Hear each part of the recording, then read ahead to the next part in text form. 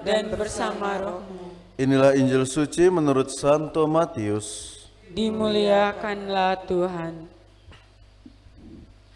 Sekali peristiwa Yesus berkata kepada murid-muridnya, "Berbahagialah matamu karena telah melihat, berbahagialah telingamu karena telah mendengar. Sebab aku berkata kepadamu, banyak nabi dan orang benar ingin melihat apa yang kamu lihat, tetapi tidak melihatnya, dan ingin mendengar apa yang kamu dengar, tetapi tidak mendengarnya." Demikianlah sabda Tuhan. Terpujilah Kristus. Berbahagialah kamu yang melihat dan mendengar.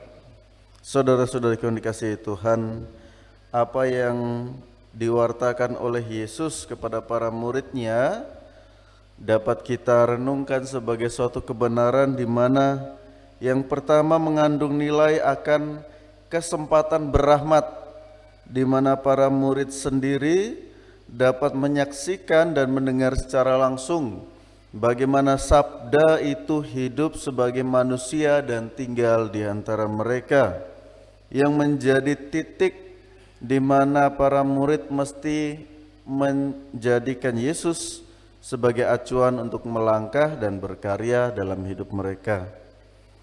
Yang kedua dapat kita renungkan bersama, Yesus mengatakan, para nabi dan orang benar ingin melihat dan mendengar apa yang kamu lihat dan kamu dengar, tetapi mereka tidak dapat mendengarnya. Sekali lagi, jika dilihat sebagai kesempatan berahmat untuk berjumpa dengan Yesus, maka para nabi yang mendahului Yesus, mereka tidak memiliki kesempatan. Tetapi jika kita renungkan lebih dalam, para nabi dan orang benar yang Yesus katakan kepada para murid juga bisa kita renungkan sebagai kita umat beriman yang senantiasa setia untuk mewartakan kebenaran, jalan keselamatan, tetapi kita tidak memiliki kedekatan emosional atau karya kita hanya berdasarkan status atau tugas, entah itu dalam dewan parokial atau lingkungan.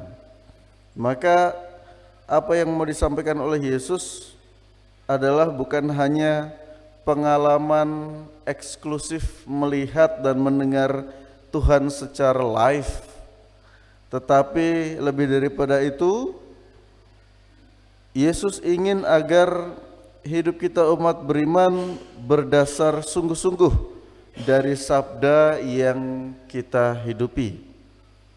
Banyak orang yang mengemban tugas sebagai seorang murid Tuhan, tetapi dalam hidupnya ia pandai berbicara namun sulit dalam melaksanakannya. Ibarat seorang yang melihat kerumunan lalu bertanya-tanya apa yang terjadi. Ternyata di situ ada orang yang baru saja terkena musibah kecelakaan dan korbannya mengalami luka cukup parah karena tidak menggunakan sarana keselamatan yang memadai. Meski tahu demikian, tetapi dalam hari-harinya ia juga tidak menggunakan sarana keselamatan itu seperti helm atau sabuk pengaman. Mau mengindikasikan bahwa meskipun melihat dan mendengar, belum tentu orang mau mengikuti atau menghidupi apa yang harus dilakukan. Nah, maka kita sebagai umat beriman yang apalagi setiap hari mengikuti Ekaristi mesti lebih mendalami bahwa sabda Tuhan tidak hanya untuk didengarkan, tidak hanya untuk dibaca, lebih daripada itu untuk dihidupi. Bersama Santo Yoakim dan Santa Ana yang hidupnya sungguh-sungguh luar biasa, sabar dalam penantian, karena di usia senjanya Santa Ana masih belum diberikan keturunan, maka dalam doanya ia menghendaki agar Allah memberikan ia kesempatan untuk memiliki buah hati yang daripadanya akan ia persembahkan kembali kepada Allah.